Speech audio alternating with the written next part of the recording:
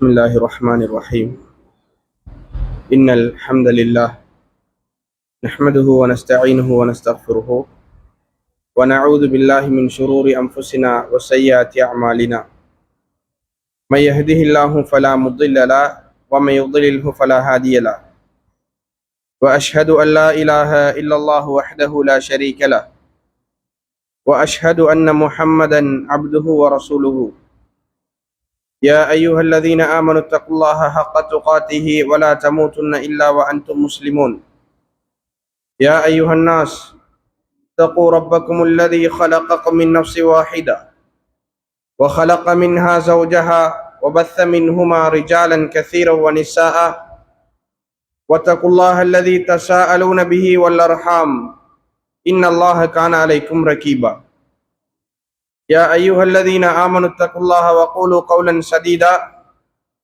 يصلح لكم أعمالكم ويغفر لكم ذنوبكم ومن يطع الله ورسوله فقد فاز فوزا عظيما أما بعد فإن أصدق الحديث كتاب الله وأحسن الحدي حدي محمد صلى الله عليه وسلم وشر الأمور محدثاتها وكل محدثة بدعة وكل بدعة ضلالة وكل ضلالة في النار. சர்வ புகழும் புகழ்ச்சியும் எல்லாம் வல்ல அல்லாஹ்வுக்கு சுப்ஹானஹு வ தஆலாவுக்கே உரித்தாகட்டும். சலாமும் சலவாத்தும் இறுதி தூதர் பெருமானார் நபிகள் நாயகம் ஸல்லல்லாஹு அலைஹி வஸல்லம் அவர்கள் மீதிலும் அன்னருடைய வாழ்க்கை வழிமுறைகளை தங்களுடைய வாழ்க்கை வழிமுறைகளாக எடுத்து நடந்த உத்தம சஹாபாக்கள், தாபியீன்கள், தபுஅ தாபியீன்கள், நல்லடியார்கள் நம் அனைவர்கள் மீதிலும் என்றென்றும் எப்போதும் உண்டாகட்டுமாக. புனிதமிக்க ஜும்மா கடமையினை நிறைவேற்ற வேண்டும் என்ற நல்ல நோக்கத்தோடு அல்லாஹ்வினுடைய இந்த மாளிகையிலே நாம் அனைவரும் நேர காலத்தோடு ஒன்று கொள்ளும் இருக்கிறோம். இந்த அருமையான சந்தர்ப்பத்தில் சிறிய அமல்களுக்கான பெரிய கூலிகள் என்ற ஒரு தலைப்பின் வாயிலாக எங்களுடைய வாழ்க்கையில் நாம் தொடராக செய்து கொண்டிருக்கக்கூடிய ஒரு சில அமல்கள், அதனுடைய தாற்பயம் புரியாமல் அல்லாஹு தஆலா அதற்கு கொடுத்திருக்கின்ற வெகுமதிகளோ நாம் கடுகளவு அதை நினைத்து செய்தாலும் மலைகள் போன்று அல்லாஹு தஆலா அதற்கு கூலி வழங்குகிறான் என்ற ஒரு நற்செய்தியான ஒரு ஜும்மா உரையாக இன்ஷா அல்லாஹ் இன்றைய ஜும்மா உரை அமைய இருக்கின்றது. கண்ணியத்துக்குரிய சகோதரர்களே, இந்த உலகத்தில் வாழ்கின்ற போது நாங்கள் சுவர்க்கத்தை அடைய வேண்டும் என்ற ஆசைக்காக பல்வேறுபட்ட அமல்களை எங்களுடைய வாழ்க்கையில் செய்கின்றோம். எவைகளெல்லாம் அமல்கள் என்று சமூகம் ரீதியாக அறிமுகப்படுத்தப்பட்டிருக்கின்றதோ அதை சமூகம், எங்களுடைய மூதாதையர்கள் அவர்கள் செய்த காரணத்திற்காக நாங்கள் பழக்கப்பட்டவர்களாக அதை சில நேரம் செய்து வருவோம். ஆனால் அது அல்லாஹ்வுடைய தூதர் சொல்லித்தராத சில காரணங்களாக இருக்கும், அமல்களாக இருக்கும், புதிதாக ஏற்படுத்தப்பட்டதாக இருக்கும். அதற்கு அல்லாஹ்விடத்தில் எந்த நன்மையும் கிடையாது.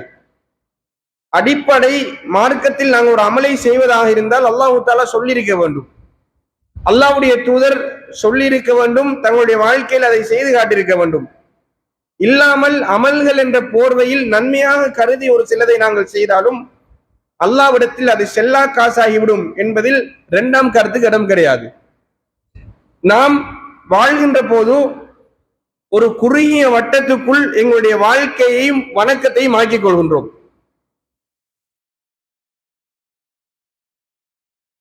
நாட்களில் நோன்பு நோக்கின்றோம், கூடுதலாக வசதி வாய்ப்புகள் இருந்தால் ஹஜ்ஜி செய்கின்றோம். மாறி பார்த்தால் எங்களுடைய வாழ்க்கையில் ஏனைய சின்ன சின்ன அமல்களை ஓரம் கட்டிவிட்டு எவைகளெல்லாம் பெரும் அமல்களாக அல்லாஹ்வுடைய தூதரால் இந்த இஸ்லாம் இவைகள் மீதுதான் கட்டி எழுப்பப்பட்டு உள்ளது என்று அடையாளப்படுத்தினார்களோ அவைகளை செய்துவிட்டு ஏனையவற்றில் நாங்கள் பராமுகமாக பொடுபோக்காக இருக்கின்றோம். அதனுடைய வெகுமதிகள் நாங்கள் தெரிந்தால் இன்ஷா அல்லாஹ் இன்றையிலிருந்து அந்த அமல்களுக்கு போட்டி போடுவோம் என்பதில் இரண்டாம் கருத்துக்கு இடம் கிடையாது. சின்ன அற்பமான அமல்கள் என்று நாங்கள் கருதுவோம். நாளைக்கு மறுமையில் இதற்கெல்லாம் கூலி கிடைக்குமா என்று நாங்கள் நினைப்போம். ஆனா அல்லாஹ் தஆலா குர்ஆனில் வாக்கு தந்தானே, எந்த ஒருவர் கடுகளவு நன்மை செய்தாலும் அதை நாளை மறுமையில் அவர் காண்பார். கடுகளவு அவர் தீமை செய்தாலும் நாளைக்கு அல்லாஹ் தஆலா அதை கொண்டு வருவான். இதை நாம் தெரிந்து வைத்திருக்கின்றோம். அப்ப கடுகளவு அமல் என்று சொன்னால் அல்லாஹ் தஆலா அதற்கு தருகின்ற வெகுமதிகள், அல்லாஹ் தஆலா அந்த அமலை சொல்லிவிட்டு நமக்கு தருகின்ற நற்செய்திகள், அதை புரிந்து இந்த உலகத்தில் வாழ்வோமாக இருந்தால் இன்ஷா அல்லாஹ் இந்த பொடுபோக்கு எங்களிடத்தில் இருந்து களையப்படும் என்பதில் இரண்டாம் கருத்துக்கு இடம் கிடையாது. அல்லாஹ் சுப்ஹானஹு வ தஆலா இந்த மனித சமுதாயத்தை படைத்துவிட்டு ரொம்ப இரக்கப்பட்டிருக்கின்றான், இரக்கப்பட்டு கொண்டிருக்கின்றான். இன்ஷா அல்லாஹ் நாளைக்கு மறுமையில் அல்லாஹ் தஆலா நம்மீது மிகவும் இரக்கம் காட்டுவான் என்பதை ஏராளமான ஹதீஸ்கள் இருந்து நாங்கள் தெரிஞ்சிருக்கிறோம். ரசூலுல்லாஹி ஸல்லல்லாஹு அலைஹி வஸல்லம் அவர்கள் சொன்னார்கள், சஹீஹுல் முஸ்லிமில் 2751வது செய்தியாகவும் சஹீஹுல் புகாரியில 7453வது செய்தியாகவும் பதிவிடப்பட்டிருக்கின்றது. அல்லாஹ் தஆலா சொல்லுவதாக ரசூலுல்லாஹ் சொல்கிறார்கள், இன்ன ரஹ்மதி சபகத் கலபி, என்னுடைய இரக்கம் கோபத்தை மிஞ்சி விட்டது அப்படின்னு சொல்லி அல்லாஹ் தஆலா சொல்லுகிறார். என்ற இரக்கம் கோபத்தை மிஞ்சி விட்டது, அந்த அளவுக்கு அல்லாஹ் தஆலா நம் மீது இரக்கப்பட்டிருக்கின்றான். சூரா ஃபாத்திஹா ஓதுறோம், அல்ஹம்துலில்லாஹி ரப்பில் ஆலமீன், புகழ் அனைத்தும் அகிலத்தாரின் இரட்சகன் அல்லாஹ்வுக்கு தான். அவன் எத்தகையவன்? அர் ரஹ்மானுர் ரஹீம், அவன் அளவற்ற அருளாளன், நிகரில்லாத கருணையாளன். அவனுடைய கருணைக்கு உலகத்தில் எந்த நிகருமே கிடையாது. ரசூலுல்லாஹி ஸல்லல்லாஹு அலைஹி வஸல்லம் அவர்கள் தன்னுடைய சஹாபாக்களுக்கு பிராக்டிகலாக இதை விளங்கப்படுத்துறாங்க. அல்லாஹ்வுடைய தூதர் போர்க்களத்தில் ஒரு சில கைதிகள் அல்லாஹ்வுடைய தூதரிடத்தில் வருகிறது. அந்த கைதிகள் கூட்டத்தில் ஒரு பெண் தன்னுடைய குழந்தையை தொலைத்து விட்டு அந்த குழந்தையை தேடி அங்கேயும் இங்கேயுமாக அலைகிறாள். காண்கின்ற குழந்தைகளை எல்லாம் கட்டி அணைத்து தன்னுடைய நெஞ்சோடு அணைத்து பால் கொடுப்பதற்காக முயற்சி செய்கிறாள். அப்போது தன்னுடைய குழந்தையை தேடிக்கொண்டிருந்த வேளை அந்த காணாமல் போன குழந்தையும் கிடைத்து விடுகிறது. தன் குழந்தையை நெஞ்சோடு அணைக்கிறாள், தன் மார்பில் வைத்து பால் ஊட்டுகிறாள். ரசூலுல்லாவும் சஹாபாக்களும் இந்த சம்பவத்தை பார்த்து கொண்டிருக்கிறாங்க. ரசூலுல்லாஹ் சஹாபாக்களிடத்தில் கேட்கிறார்கள், ஸல்லல்லாஹு அலைஹி வஸல்லம், தோழர்களே, இந்த தாய் இந்த குழந்தையை நெருப்பில் வீசுவதை நீங்கள் காண்பீர்களா என்று ரசூலுல்லாஹ் கேட்கிறாங்க. அல்லாஹ்வுடைய தூதருடைய தோழர்கள் சொல்கிறார்கள், அல்லாஹ்வின் தூதரே, அல்லாஹ் மீது ஆணையாக அந்த தாய் அதற்கு சக்தி பெற மாட்டாள். காணாமல் கிடைத்த குழந்தை அந்த குழந்தை கிடைத்ததும் அந்த தாய் எப்படி பாசம் பொங்கி வழிந்தாள் என்பதை கண்ணூடாக கண்டோம். இந்த தாய் எப்படி அந்த குழந்தையை நெருப்பில் வீசுவாள்? அல்லாஹ்வுடைய தூதர் அழகாக சொன்னார்கள், அல்லாஹு அர்ஹமு பி இபாதிஹி மின் ஹாதிஹி பி வலதிஹா. அல்லாஹு தஆலா இந்த தாய் இந்த குழந்தைக்கு காட்டுகின்ற பாசம் இருக்கின்றதை அதை விட அர்ஹமுர் ராஹிமீன் இரக்கம் காட்டுபவர்களுக்கெல்லாம் மிக இரக்கக்காரம் என்றார்கள். ரசூலுல்லாஹ் இன்னொரு சம்பவத்தை சொல்றாங்க. அல்லாஹு தஆலா இரக்கத்தை இந்த உலகத்தில் 100ஆக பிரித்திருக்கின்றான். 100 இரக்கம். அதில் ஒரு இரக்கத்தை அல்லாஹு தஆலா பூமிக்கு இறக்கியிருக்கிறான். தன்னிடம் அல்லாஹ்விடத்தில் இருக்கின்ற இரக்கங்களுடைய எண்ணிக்கை 100 மொத்தம். அதில் ஒரு இரக்கத்தை இந்த பூமியில் அல்லாஹு தஆலா இறக்கியிருக்கிறான் என்று ரசூலுல்லாஹ் அழகான ஒரு உதாரணம் சொல்றாங்க. ஒரு பிராணி தன்னுடைய குட்டி மிரிபட்டு விடக் கூடாது என்பதற்காக தன் கால் கோரையை தூக்கி பிடிக்கின்றது. அதுவும் இந்த ஒரு இரக்கத்தில் இருந்து உண்டானது என்றார்கள்.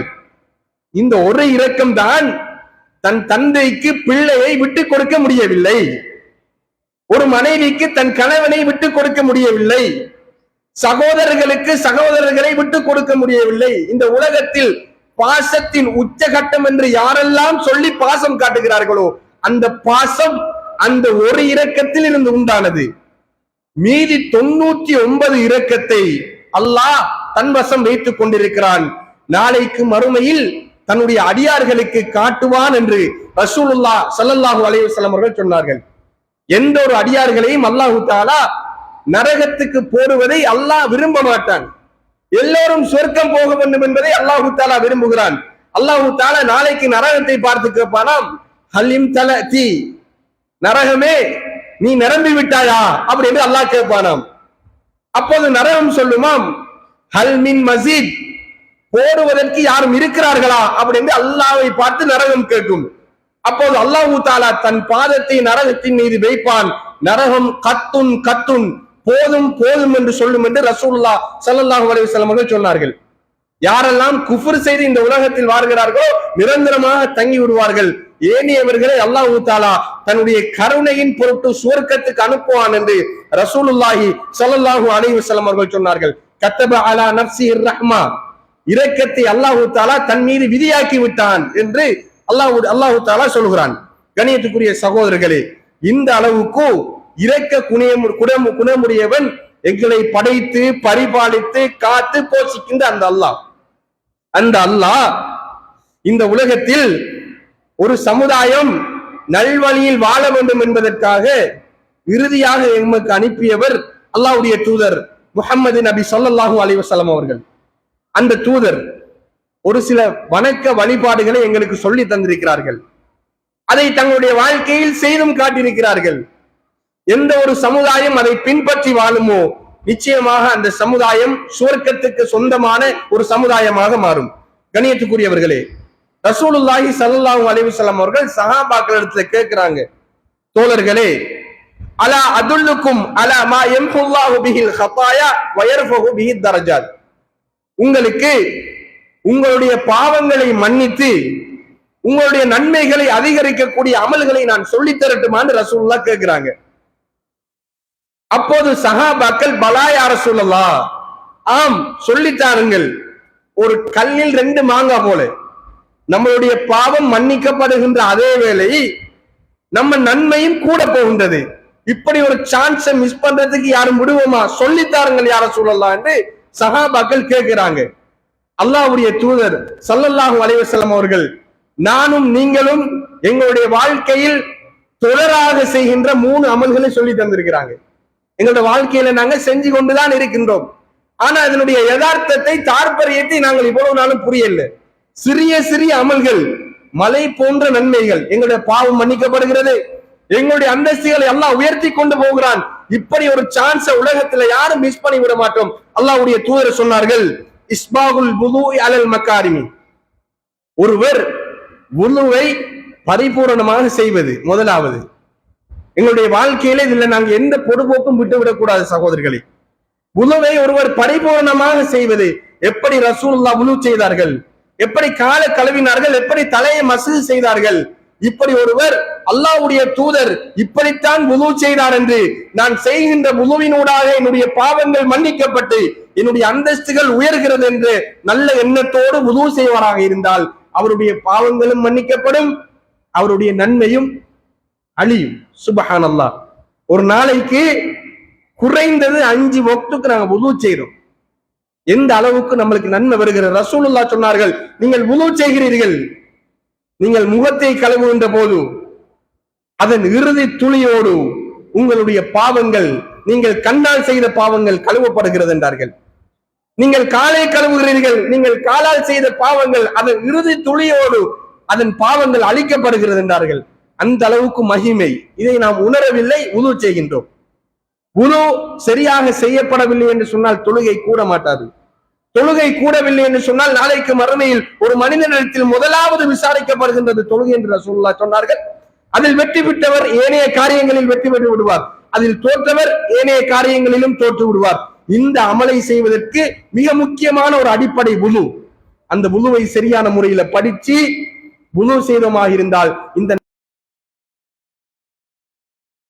இரண்டாவது ரசூலுல்லாஹ் சொல்கிறார்கள், வகத்ரத்துல் ஹுதா அலல் மசாஜித், பள்ளி வாயிலுக்கு அதிகமாக நடந்து வருவது செய்கின்றோம். நம்முடைய வீட்டை சுற்றி எப்படியும் பள்ளி வாயில்கள் இருக்கும். ஜமாத்துக்கு பள்ளி வாயிலுக்கு நடந்து வருகிறோம். ரசூலுல்லாஹ் தூரத்தில் இருந்த சஹாபாக்கள் சிலருக்கு பள்ளி வாயிலுக்கு வேகமாக அவர்கள் நடந்து தொழுகைக்கு வந்து சேருவதற்கு ஆர்வமூட்டிய காரணம் இதுதான். பள்ளி வாயிலுக்கு நீங்க அதிகமாக நடந்து வருவீர்களாக இருந்தால் உங்களுடைய பாவங்கள் மன்னிக்கப்பட்டு நன்மைகள் அந்தஸ்துகள் கூடும் என்றார்கள். அருகில பள்ளி வாசலை வைத்துக் கொண்டு சலாம் கொடுப்பதற்கு முன்னாடி மோட்டார் பைக் எடுத்து வேகமாக வாரோம்.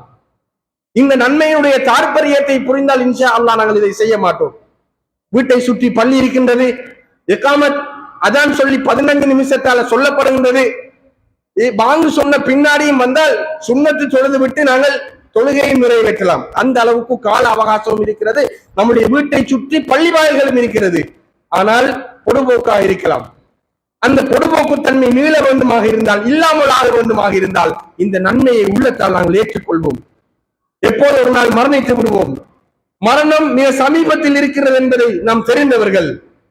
அந்த அடிப்படையில் மரணத்தை யாசித்து அல்லாஹ்விடத்தில் நன்மையை எதிர்பார்த்து, யா அல்லாஹ் உனக்காக இந்த அமல்களை செய்கிறேன், என்னுடைய பாவத்தையும் நன்மையையும் நீ அதிகப்படுத்தி பாவத்தை மன்னித்து விடு என்று அல்லாஹ்விடத்தில் பிரார்த்தனை செய்ய வேண்டும். ரசூலுல்லாஹ் மூணாவது சொன்னார்கள், வந்திலாரு ஸலாத்தி பஅத ஸலா, ஒரு தொழுகை முடிந்ததன் பின்னாடி இன்னொரு தொழுகைக்காக ஒருவர் எதிர்பார்த்து காத்து கொண்டிருப்பாரே, அவருடைய பாவங்கள் மன்னிக்கப்பட்டு நன்மையும் கூடும் என்றார்கள்.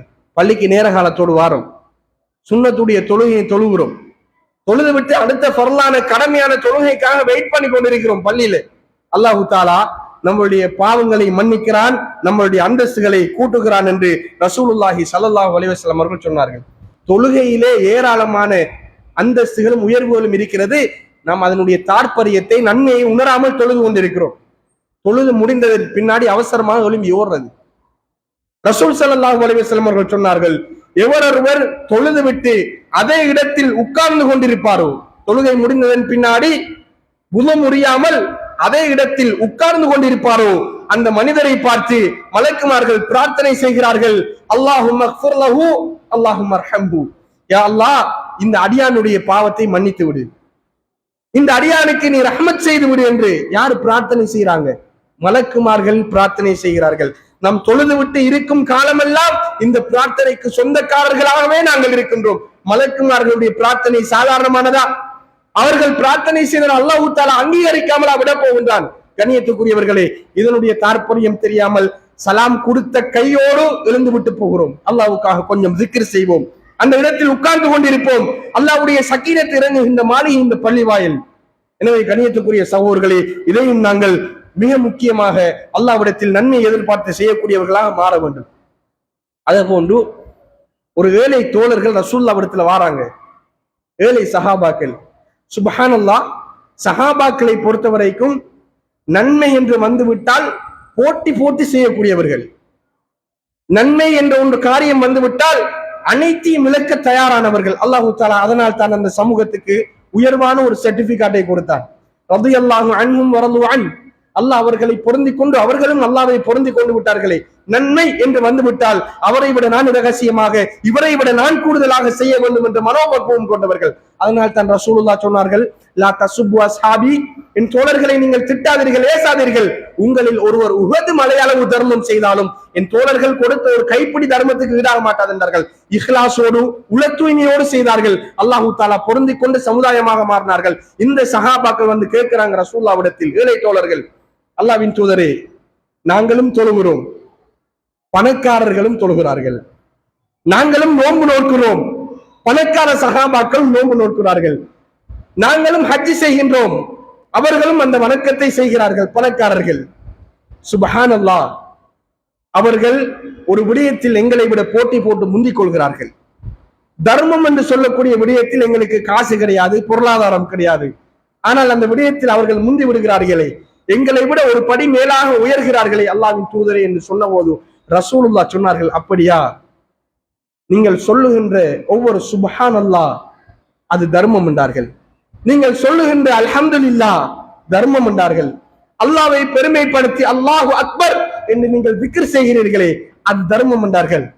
நீங்கள் நன்மையை ஏவுகிறீர்களே அது தர்மம் என்றார்கள். நீங்கள் தீமையை தடுக்கிறீர்களே அதுவும் தர்மம் என்றார்கள். அந்த நேரத்தில் பூரிப்படைந்தார்கள் சஹாபாக்கள் என்ற வரலாற்றை நாங்க பார்க்கலாம். கண்ணியத்துக்குரியவர்களே, நன்மை என்று வந்துவிட்டால் எல்லோருடனும் சமமாகாமல் ஒருவரோடு ஒருவர் போட்டி போட்டு முந்திக் கொள்ள வேண்டும் என்ற ஆசையை கொண்டவர்கள் நபி தோழர்கள். ஆனால் பொருளாதாரம் என்று வந்துவிட்டால் போட்டி போட்டு இன்னொருவருடைய வியாபாரத்தை எப்படி வீழ்த்த வேண்டும், அவனை நான் எப்படி வீழ்த்த வேண்டும், இன்னொருவனோடு எப்படி குரோதம் கொள்ள வேண்டும் என்ற வஞ்சகத்தன்மை கொண்டவர்களாக நாங்கள் இருக்கின்றோம். அல்லாஹு தாலா இதிலிருந்து நம் அனைவர்களையும் பாதுகாப்பானாக. கண்ணியத்துக்குரிய சகோதரர்களே, இன்னும் ஒரு மிக முக்கியமானது ஒன்றுதான், நாம் பொதுப்போக்காக அதனுடைய நன்மை தெரியாமல் தொழுகையில் செய்து கொண்டிருக்கக்கூடிய ஒரு அமல். ரசூலுல்லாஹி ஸல்லல்லாஹு அலைஹி வஸல்லம் அவர்கள் சொன்னார்கள், அபூ ஹுரைரா ரலியல்லாஹு அன்ஹு அவர்கள் அறிவிக்கிறார்கள், சஹீஹுல் புகாரியில் 780வது செய்தியாக பதிவு செய்யப்பட்டிருக்கிறது. நாம் தொழுது கொண்டிருப்போம் இமாம் ஜமாத்தோடு. இதா அம்மனல் இமாமு ஃபஅமினு, இமாம் தொழுகையில் சூரா ஃபாத்திஹா ஓதிவிட்டு ஆமீன் சொல்கின்ற போது நீங்களும் ஆமீன் சொல்லுங்கள். ஏனென்று சொன்னால் அந்த நேரத்தில் மலக்குமார்களும் ஆமீன் சொல்கிறார்கள்.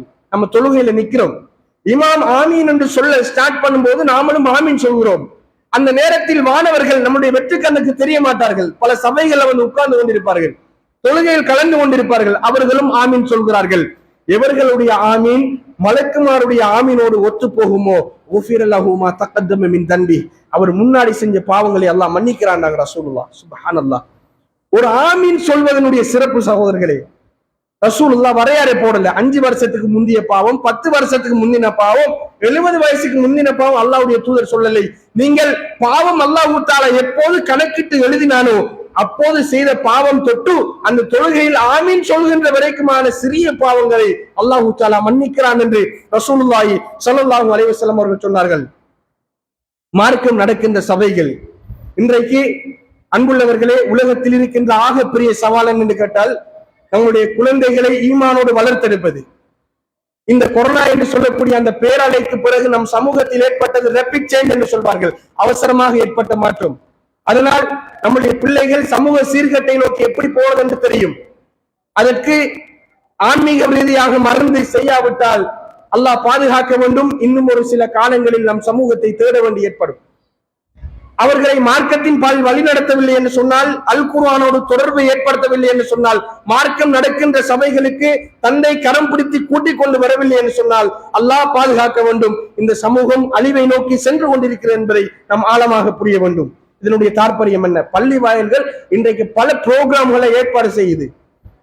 பல தொலைவுகளுக்கு அப்பால் இருக்கின்ற தாய்களை கூட்டிட்டு வந்து இன்றைக்கு பெரிய புரோகிராம் செஞ்சு ஸ்டார்ட் பண்ணி வைக்கிறாங்க. அல்லாஹ் பாதுகாக்க வேண்டும். ஒரு சில பள்ளி வாயில்களை தவிர எவர்கள் பள்ளி வாயிலோடு உட்கார்ந்து இருப்பார்கள் என்று நாம் அனுமானித்து வைத்திருக்கிறோம் சில வயோதிபர்கள். அவர்களை தவிர இளைஞர்கள், நடுத்தர வர்க்கத்தினர் அனைவருமே இல்லாத பள்ளி வாயிலாக இருக்கிறது. ஏன்? இதனுடைய நன்மை தாற்பயம் தெரியாது. மார்க்க சபைகள் அல்லாஹ்வை துதிக்கின்ற இடங்களில் நாம் அல்லாஹ்வுடைய உபன்யாசங்களை கேட்பதற்காக வந்து உட்கார்ந்திருப்போமாக இருந்தால் மலக்குமார்களும் வந்து உட்காருகிறார்கள். ரசூலுல்லாஹ் சொன்னார்கள், மலக்குமார்கள் வந்து உட்காருகிறார்கள். எந்த அளவுக்கு அவர்கள் இருப்பார்கள் என்று சொன்னால், அவர்களுக்கும் பூமிக்கும் முதலாவது வானத்துக்கும் இடையிலான பகுதிகளை தன்னுடைய இறக்கைகளால் அந்த மலக்குமார்கள் சூழ்ந்து கொள்வார்கள். அவர்கள் மார்க்க உபன்யாசம் நடக்கின்ற சபைகள் இருப்பாங்க, ஒரு பயான் போகுது, மலக்குமார்கள் உட்கார்ந்து கொண்டிருப்பார்கள். பயான் முடிஞ்சதுக்கு பிறகு மலக்குமார்கள் போய் விடுவார்கள் அல்லாஹ்விடத்தில். அல்லாஹ் தஆலா கேட்பான மலக்குமார்களிடத்தில் எங்கிருந்து வாரீங்க என்று சொல்லி. மலக்குமார்கள் சொல்வார்களாம், ஒரு சமுதாயம் உன்னை துதித்துக் கொண்டு புகழ் பாடிக்கொண்டு உன்னுடைய ஞாபகத்தில் பேசிக் கொண்டிருந்தார்கள், நாங்களும் அவர்களோடு போய் உட்கார்ந்து அவர்கள் என்னிடத்தில் ஏதோ எதிர்பார்க்கிறார்கள். சுப்ஹானல்லாஹ், எதை எதிர்பார்க்கிறார்கள், என்ன நோக்கத்துக்காக வந்து நாங்க இருந்தோம்.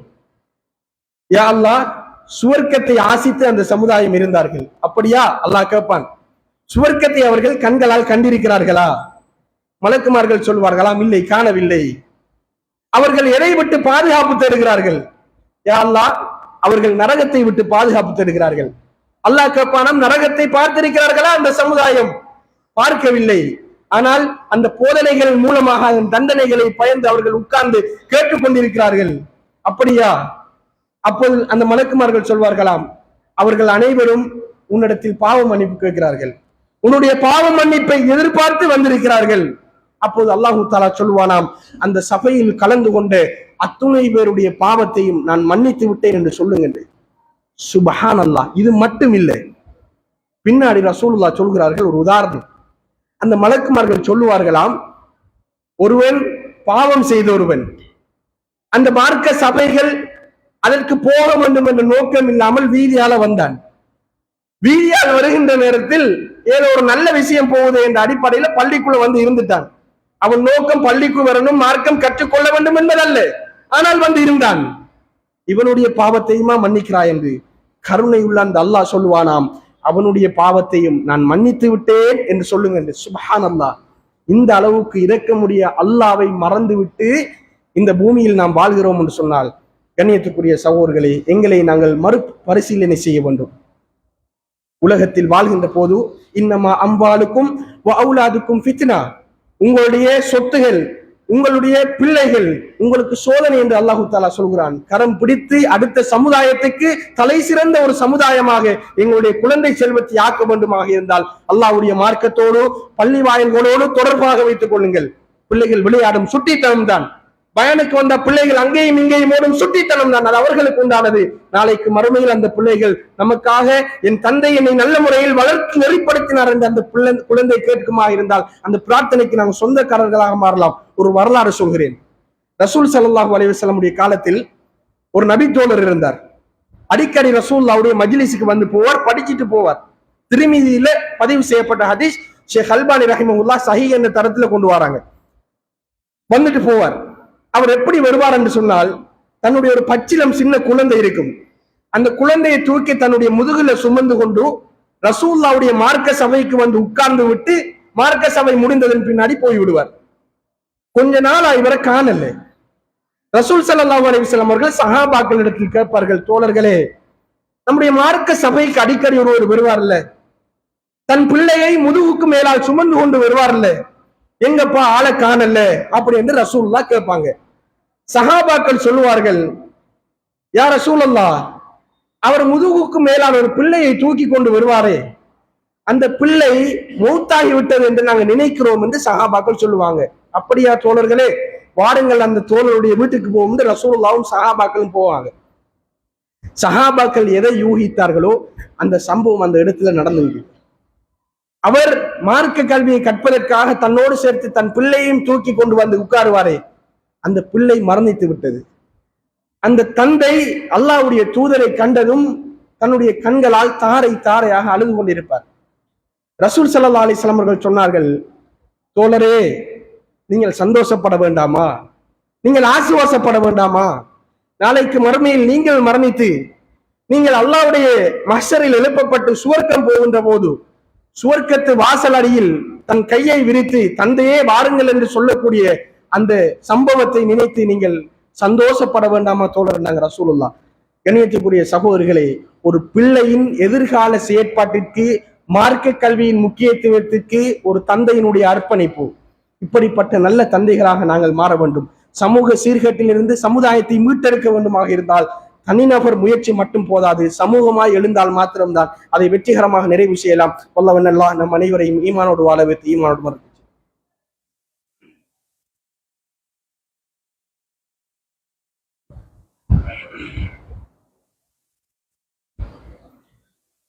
الحمد لله رب العالمين والصلاة والسلام على أشرف الأنبياء والمرسلين نبينا محمد وعلى آله وصحبه وأهل بيته ومن تبعهم بإحسان إلى يوم الدين أما بعد. கணியத்துக்குரிய சகோதரர்களே, இஸ்லாமியர்களாகிய நாங்கள் சமூக பொறுப்பும் கடமையும் நிறைந்தவர்களாக இருக்கின்றோம். அல்லாஹ்வுடைய தூதர் ஸல்லல்லாஹு அலைஹி வஸல்லம் அவர்கள், நம்மளுடைய தலைவர், சமூக பொறுப்புக்கும் கடமைக்கும் ஏராளமான வழிகாட்டல்களை சொல்லிவிட்டு போயிருக்கிறார்கள்.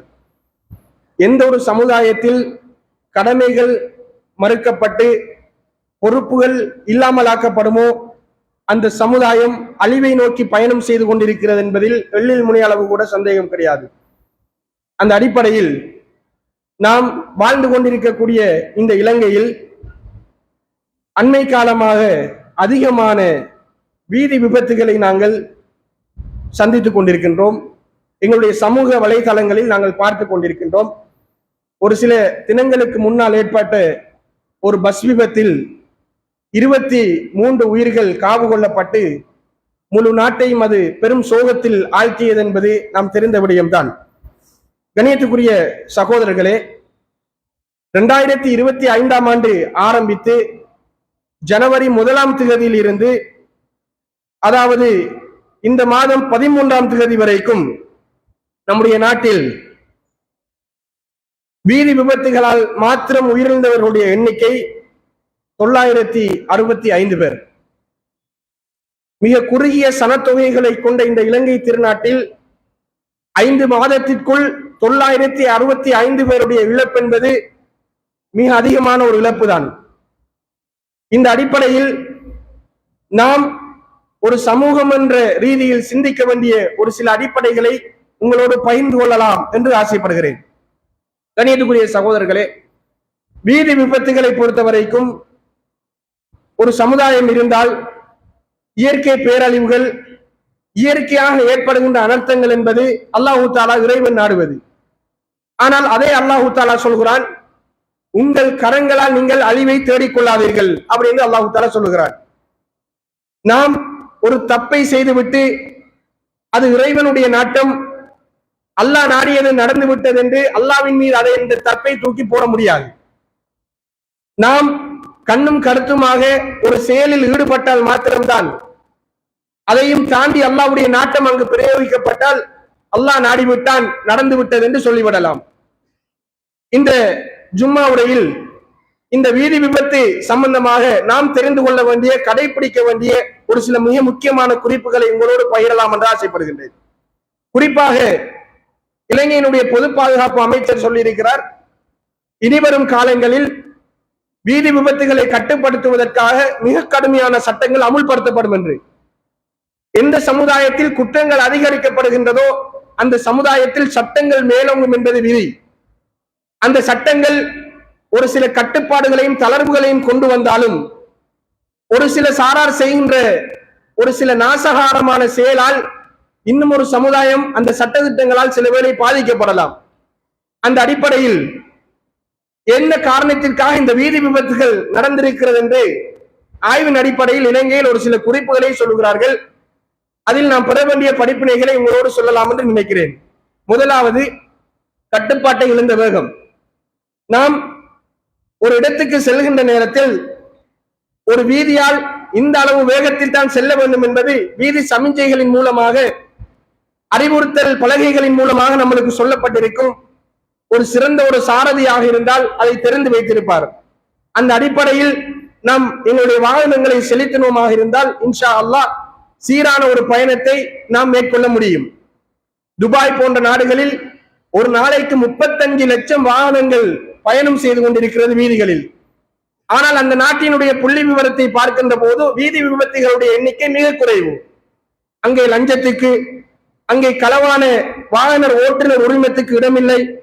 நான் தான் பெரியவர், என்னுடைய செல்வம் அதிகாரம் என்று எதுவுமே கிடையாது. அனைவரும் சட்டத்திட்டங்களை ஒழுங்காக மதித்து அந்த நாடுகளில் பயணம் செய்து கொண்டிருக்கிறார்கள். உயிரிழப்புகளுடைய விகிதாசாரம் ரொம்ப குறைவாக இருக்கின்றது. எனவே கட்டுப்பாட்டை இழந்த வேகத்தை நாம் செலுத்தி நாம் பயணம் செய்வோமாக இருந்தால் அதன் மூலம் பல உயிர் ஆபத்துகள் ஏற்படும். அல்லாஹ் பாதுகாக்க வேண்டும். சில வேளை நாம் வேண்டுமென்றே கட்டுப்பாட்டை இழந்த வேகத்தில் ஓடி நாம் முயற்சி செய்வோமாக இருந்தால் ஏனையவர்களுடைய உயிர் பலிக்கு நாமளும் காரணமாக ஆகிவிடுவோம்.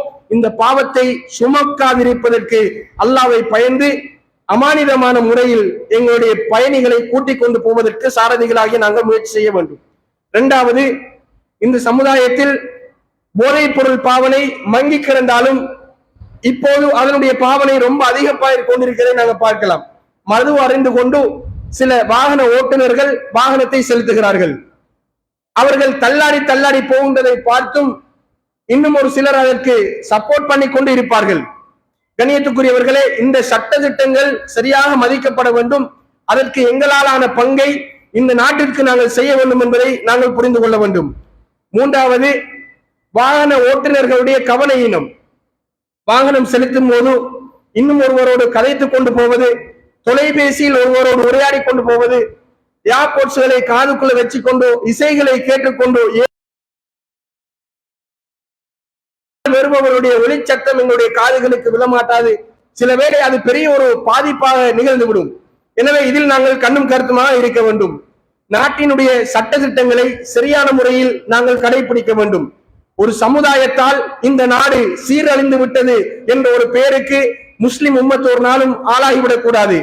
பண்பாடுகளாலும் ஒழுக்க விழுமியங்களாலும் விரிந்த ஒரு மார்க்கத்தில் நாம் ஒழுக்க கட்டுப்பாட்டை மீறி பண்பாடுகளுக்கு முக்கியத்துவம் கொடுக்கவில்லை என்று சொன்னால் நம்மளால் இந்த சமுதாயத்திற்கு ஒரு அவப்பெயர் ஏற்படும். அதற்கு ஒரு காரண கருத்தாவாக நாங்கள் இருந்து விடக்கூடாது. எனவே வீதிகளில் போகின்ற போது தலைக்கவசம் அணிவது, அதாவது போக்குவரத்து சாரதிகளை கண்டால் மாத்திரம் தலைக்கவசம் அணிந்துவிட்டு அவர்களை காணவிட்டால் கலத்திவிட்டு சென்றோமா இருந்தால் நாம் இன்னும் அல்லாஹ்வை பயப்படவில்லை என்று அர்த்தம். ஏனென்று சொன்னால் விபத்து என்பது திடீரென்று ஏற்படுவது. அந்த விபத்தின் மூலமாக எங்களுக்கு பல லட்சம் செலவு ஏற்படலாம். ஏன், உயிரே சில வேளை போய்விடலாம். எனவே சட்டம் ஒழுங்காக பேணப்படுமாக இருந்தால் நிச்சயமாக வீதி விபத்துகளை குறைக்க முடியும்.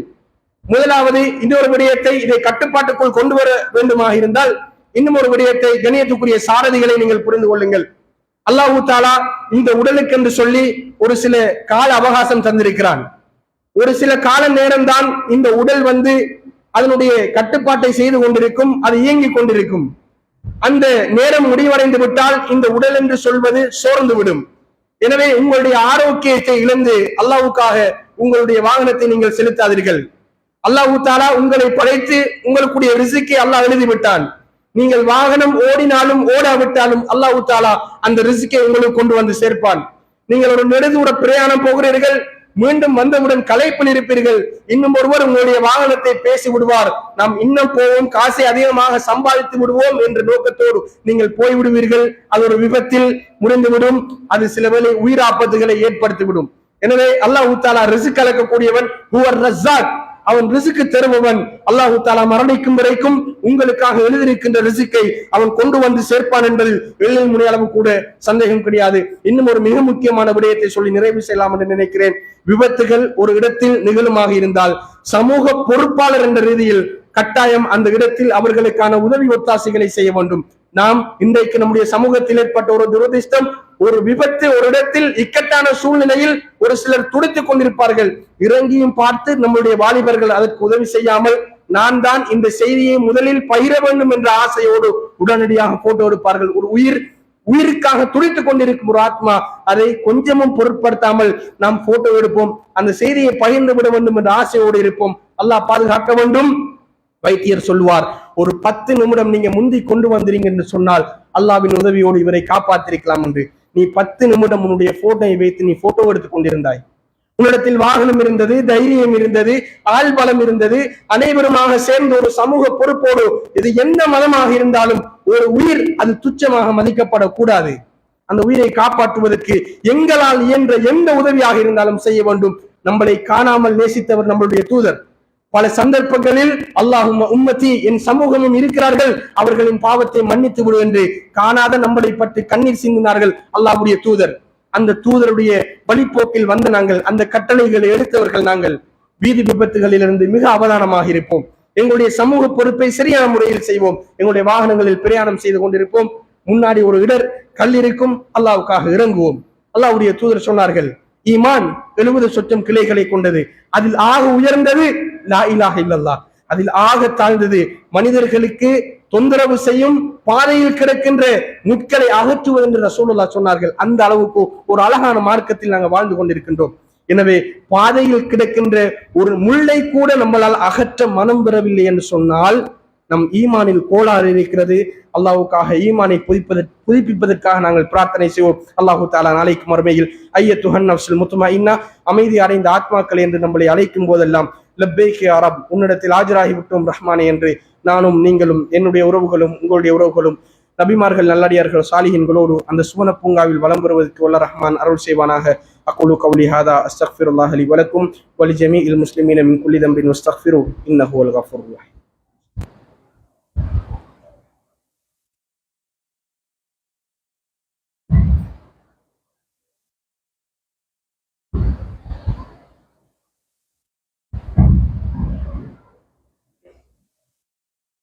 Allah